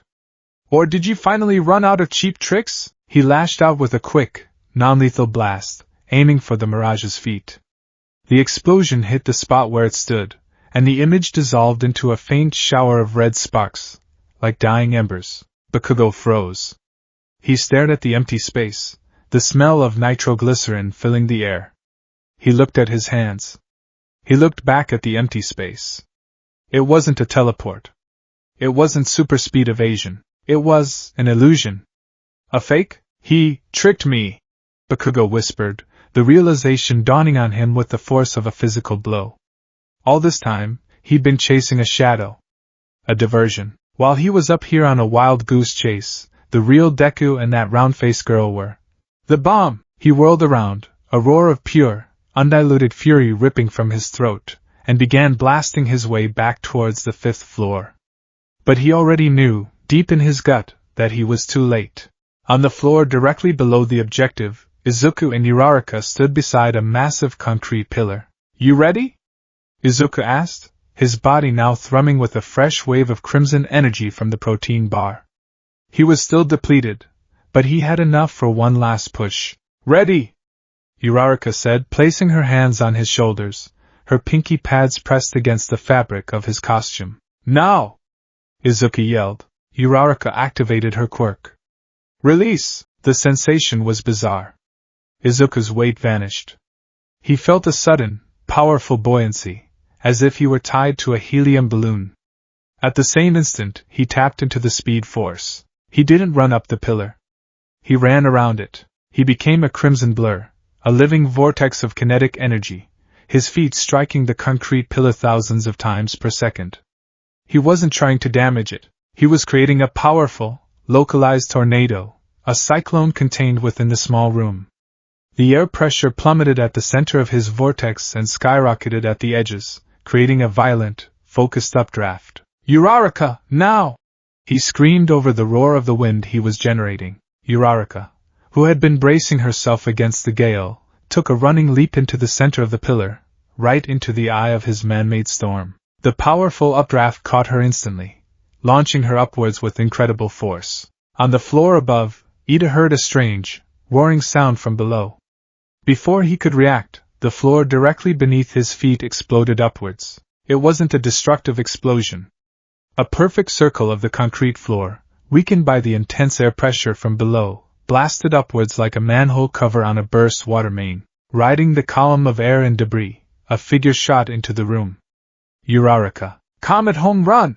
She yelled, using a chunk of the shattered floor like a baseball bat to smack away the smaller pieces of debris that were flying towards the bomb. She sailed over Ida's head, her body still weightless, and with a triumphant cry, she wrapped her arms around the mock weapon. I've secured the weapon!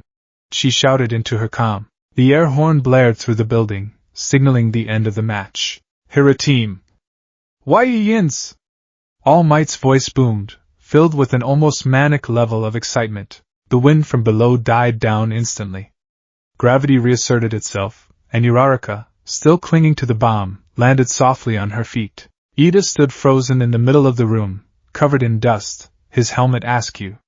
He stared at the gaping hole in his floor, then at Uraraka, then back at the hole. His logical, ordered mind was trying and failing to process the chain of events. They hadn't come through the doors. They had come through the floor. A moment later, Bakugo burst into the room, his face a thunderous mask of rage. He saw Uraraka with the bomb, the hole in the floor, and Ida standing there in shock. He scanned the room, his eyes wild. "Where is he?" Bakugo seethed. "Where is Deku?" As if on cue, a weary figure slowly climbed up through the hole in the floor. It was Izuku. The crimson aura was gone. He was pale, covered in sweat and concrete dust, and looked like he was about to collapse. But he was smiling. A tired, weak, but genuine smile. He hadn't thrown a single punch. He hadn't landed a single meaningful blow. He hadn't faced his rival in a clash of power. He had outthought him. He met Bakugo's furious gaze. The rage in Kaken's eyes was different now.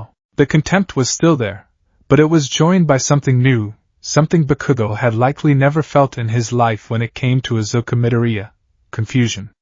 A deep, unsettling bewilderment. This wasn't the heroic smash Bakugo had been expecting to crush. This wasn't a contest of strength he could win. He had been defeated by intellect and a power he couldn't comprehend. And for a boy whose entire world was built on the foundation of being the strongest, that was a loss more profound and more infuriating than any physical defeat could ever be. In the monitoring room, All Might lowered his microphone, a wide, shaky grin on his skeletal face.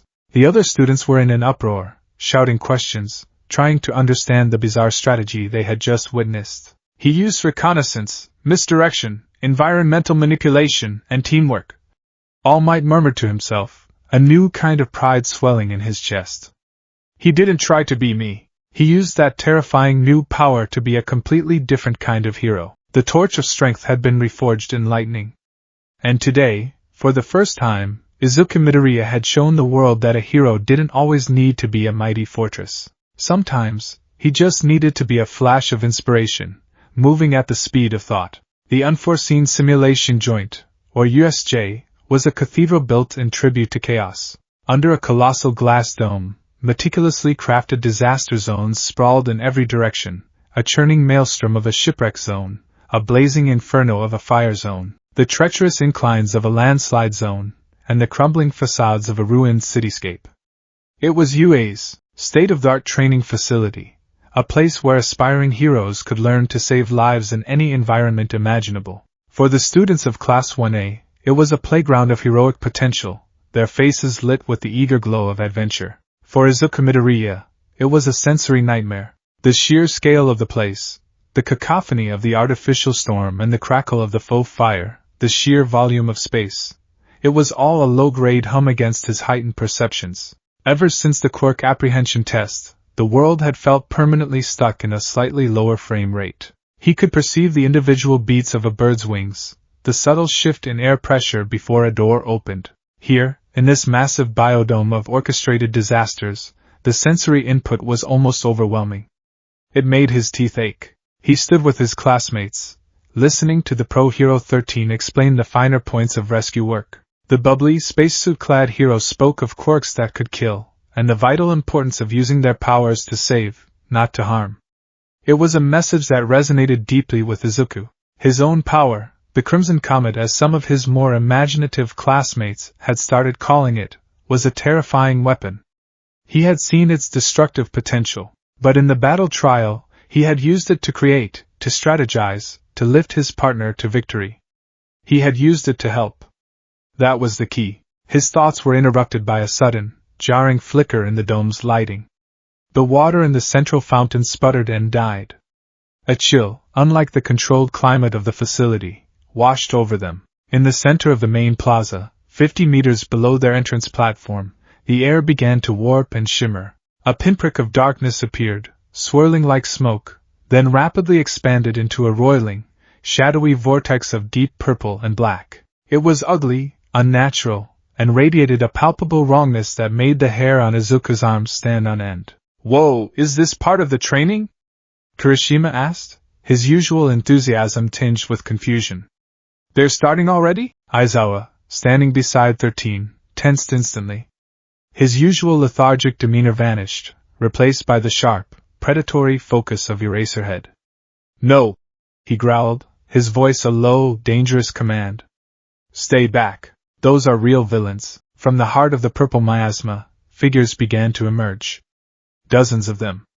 A motley collection of thugs and criminals, their faces twisted in sneers and manic grins. They were the bottom feeders of society, drawn together by some unseen promise of violence.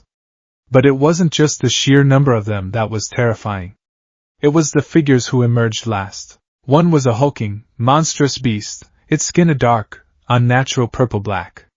Its brain was exposed, held within a skull that seemed too small for its muscular, bird-like frame. It stood with a terrifying, mindless stillness, a living weapon awaiting a command. The second was the source of the warp itself, a creature made of the same shadowy mist, its form vaguely humanoid with two glowing, malevolent yellow eyes. And the third was the one who made Izuku's blood run cold. He was a lanky man, pale and wiry, dressed in simple black clothes. But his hands, and his face, were covered in disembodied, preserved hands, gripping him in a grotesque parody of an embrace. He scratched compulsively at his neck, his red eyes burning with a childish, petulant rage. He radiated an aura of decay and instability. "The only real heroes I see are Eraserhead and 13. The hand-covered man rasped, his voice a dry, scratchy thing.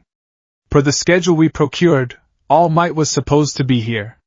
A pity. I wonder if he'll show up if we kill a few of his students." The threat hung in the air, thick and suffocating. This was real. This wasn't a simulation. This was an invasion. Aizawa's capture weapon shot out, his scarf coiling around his arms. 13, protect the students. Kaminari, try to get a signal out with your quirk.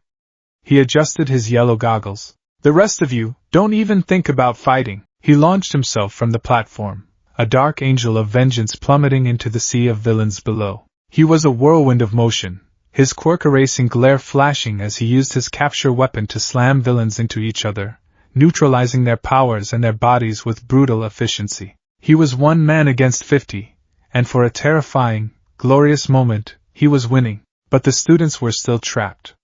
The shadowy villain, Kurojairi, expanded his form, blocking the exit. "A pleasure to meet you. We are the League of Villains. I'm afraid it's my duty to scatter you and torture you to death." A dome of purple mist erupted, surging towards the terrified students. It was a tidal wave of darkness, promising to separate them, to isolate them, to pick them off one by one. Time seemed to slow for Izuku. Not because of his quirk, but because of pure, unadulterated terror. He saw the mist coming. He saw his classmates' faces, masks of fear. He saw Ida trying to shield Uraraka, Bakugo snarling in defiance, Todoroki's face impassive but his body tense. They were going to be scattered. They were going to be overwhelmed. The vestiges in his mind screamed a single, unified command. Move! And this time, Izuku didn't hesitate. He didn't have a plan. He didn't have a strategy. He had only a raw, primal instinct to protect. He pushed off the platform, a crimson spark in the face of the encroaching darkness. The world didn't freeze. It didn't even slow down. Instead, Izuku accelerated until the world around him became the blur. He became a living bolt of red lightning, a comet streaking across the battlefield. Kurojairi's warp gates were forming around his classmates, tendrils of mist reaching out to ensnare them. Izuku was faster. He reached Kirishima and Bakugo first, just as a gate was solidifying at their feet. He didn't say a word. He slammed into them, not with a punch, but with a solid, high-speed shoulder check. The force sent the two boys flying several meters back, tumbling onto the platform away from the warp's edge, landing in a surprised heap. Piopi Izuku was gone, a red streak already halfway across the platform. A gate opened right in front of Tsuyu Ajui and Mineta. Before the mist could even fully coalesce, Izuku was there. He grabbed them both by the scruff of their costumes, his motion so fast it felt more like a physical impact than a grasp, and literally threw them towards the safety of the stairs. They yelped in surprise as they landed near a stun 13. Pop. Another instantaneous teleport, another crimson blur. He shoved Todoroki out of the path of one gate. He pushed Yayorozu and Jiro out of the path of another. He was a human pinball, ricocheting between his classmates, his every action a desperate, high-velocity act of rescue. He wasn't fighting the mist, he was outrunning it. He was a shepherd, frantically moving his flock away from the encroaching wolves. Kurogiri, the warp villain, watched in what could only be described as astonishment. His quirk was near instantaneous. No one should have been able to react, let alone move fast enough to counter it on this scale. Yet this one student, this crimson blur, was single-handedly ruining his perfectly orchestrated ambush. "What is this boy?" Kurogiri murmured, his yellow eyes narrowing. In the space of 3 seconds, Izuku had successfully pushed more than half the class out of the direct path of the warp gates. But he couldn't be everywhere. Several students, including Uraraka and Ida, were still caught, their cries echoing as they were swallowed by the purple mist and scattered throughout the facility. Izuku skidded to a halt on the platform, his body thrumming with kinetic energy, his breathing already coming in short, sharp gasps. The metabolic cost of these short, controlled bursts was adding up. He had saved many, but not all. His eyes scanned the facility below.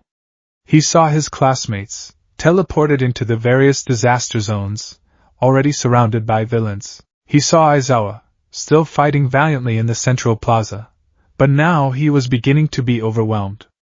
The sheer numbers were too much, even for him. And he saw the man with the hands, Tamura Shigaraki, scratching his neck with a manic intensity, his gaze fixed on the battle. He was the leader. He was the one giving the orders. 13 turned to Ida, who had managed to stay at the entrance with a few others. "Ida, you're our only hope. You're the fastest. Run! Run back to the main campus and get help. Go!" Ida nodded, his face grim with resolve. He turned to run, but Kurogiri's misty form materialized before him, blocking the door completely. "I'm afraid I can't let you do that. My purpose is to keep you here." Izuku saw it all. Ida trapped. His classmates in danger. His teacher fighting a losing battle. A cold, terrifying calm washed over him.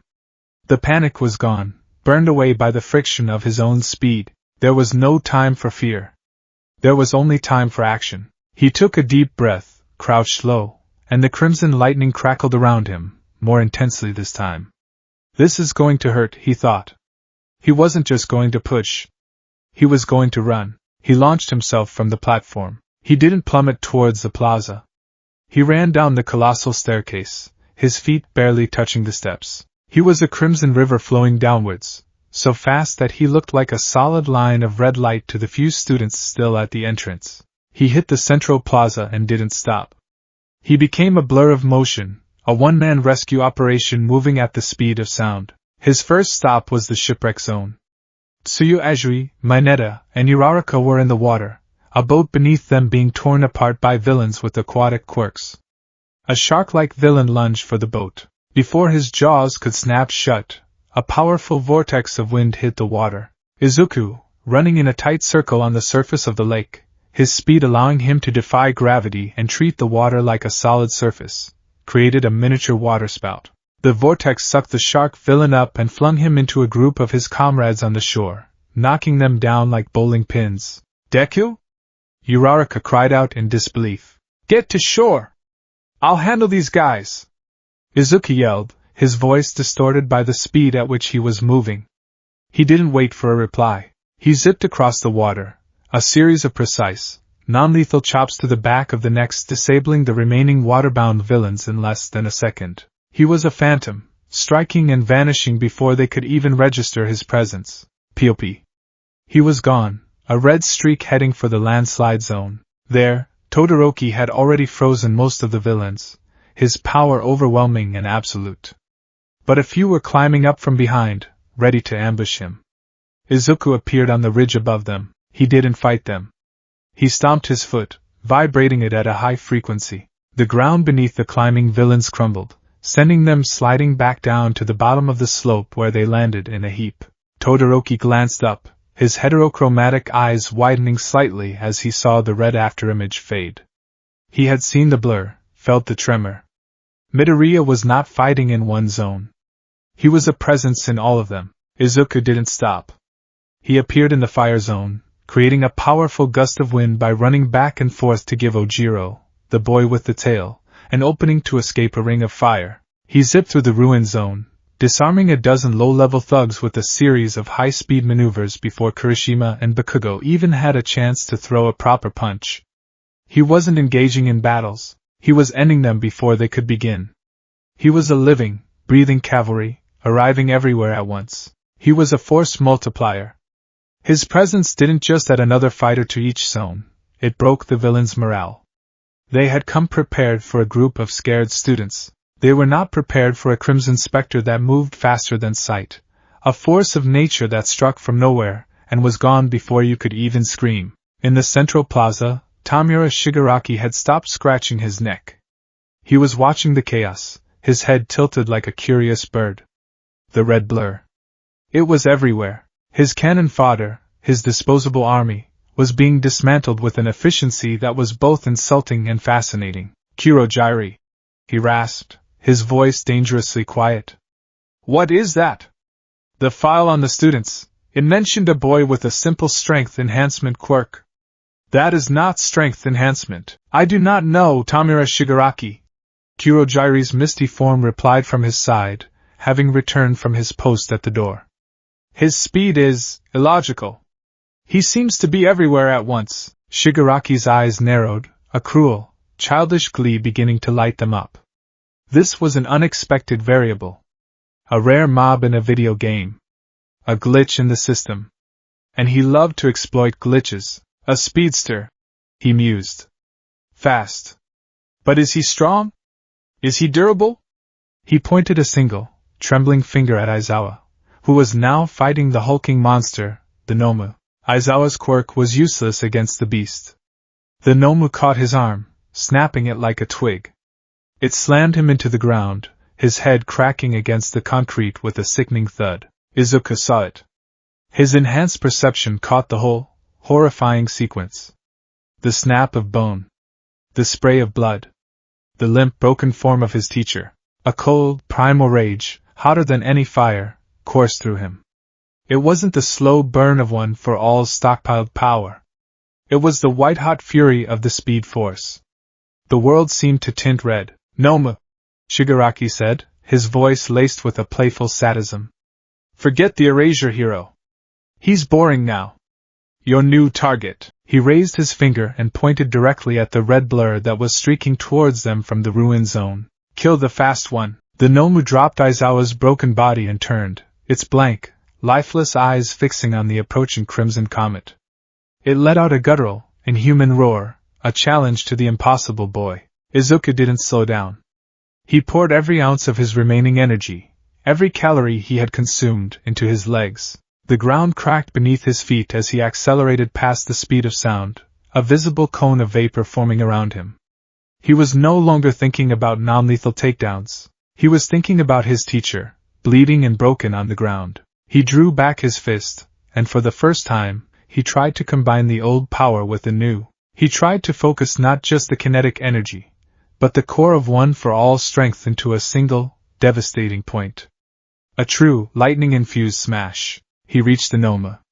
His fist, wreathed in a swirling vortex of crimson and green energy, a sight never before seen, slammed into the creature's chest. Crimson smash. The impact was immense.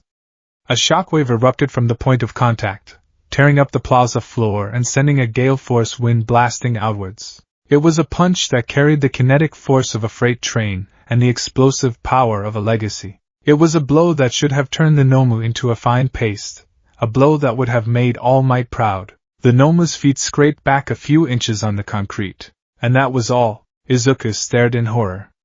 The creature's chest had dented, its flesh rippling like water, but it hadn't broken.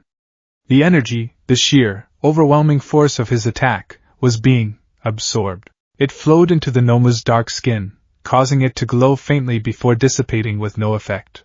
Shigaraki cackled, a high, unhinged sound that grated on the ears.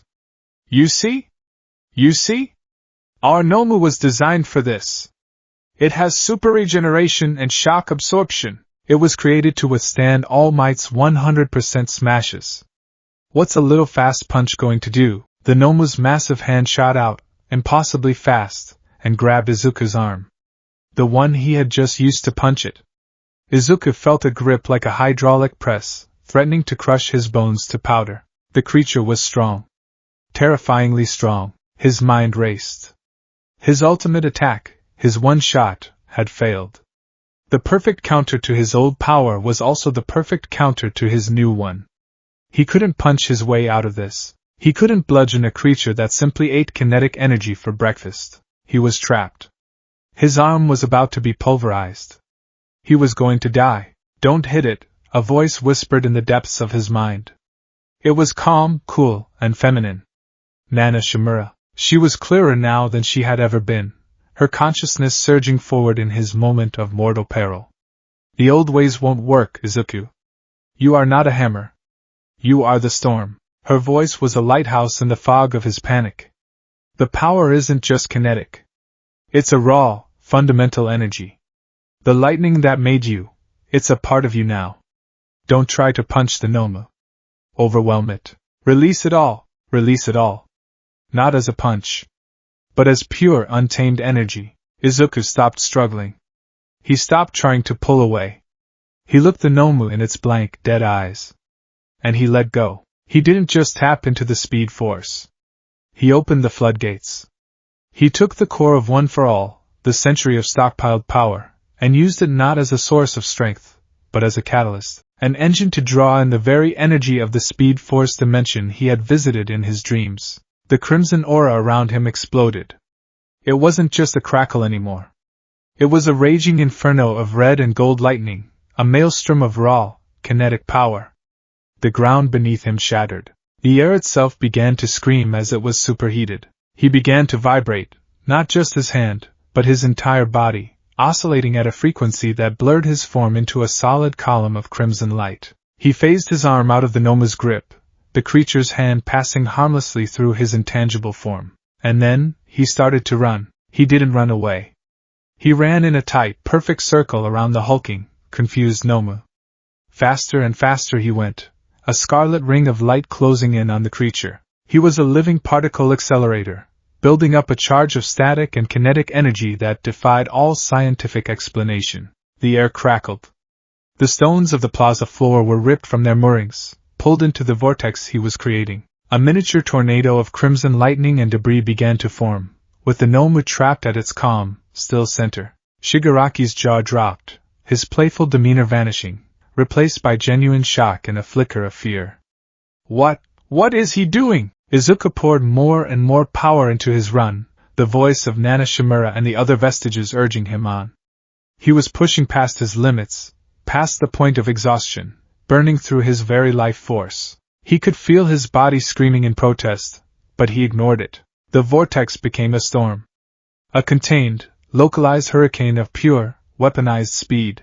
Then, with a final, silent scream of effort in his own mind, Izuku collapsed the vortex inward. He didn't throw a punch. He didn't make a sound. He simply directed the entirety of the swirling, chaotic energy he had built up to converge on a single point, the center of the Nomu's chest. It was not a physical impact. It was an energy event. 1 billion volts of raw, crimson lightning and the kinetic force of a meteor strike all discharged at once. It wasn't shock to be absorbed. It was an overload. The Nomu's body, a machine designed to withstand physical blows, had no defense against being the epicenter of a miniature supernova. The raw electrical energy surged through its systems, frying its unnatural nerves and boiling the fluid in its muscles. The sheer kinetic force didn't punch it, it tried to tear it apart on a molecular level. The creature let out a single, agonized, high-pitched shriek as its body convulsed. Its dark skin lit up from within, veins of red energy cracking across its surface. Then, with a sound like a thunderclap and a flash of blinding red light, it was flung backwards, not just pushed, but launched like a missile. It shot across the entire plaza, tumbling end over end, and slammed into the far wall of the USJ dome with enough force to crack the reinforced concrete. It hit the ground in a smoking, twitching, and decisively unconscious heap. Silence, a profound, ringing silence fell over the USJ.